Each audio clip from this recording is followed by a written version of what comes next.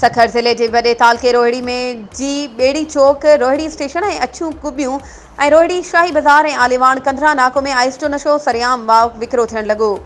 Rohri station वारे इलाइक़े में अंदाज़े मूजिबि 100 खां मथे नौजवान आइस जा आदी बणिजी चुका आहिनि। शहरियुनि जो चवणु आहे त मंशियात फ़रोश एतिरा त बाअसर आहिनि जो हिकु ॾींहुं गिरफ़्तार थींदा आहिनि त ॿिए ॾींहं ते सियासी बहितारनि जी मदद सां आज़ाद थी निकिरंदा आहिनि।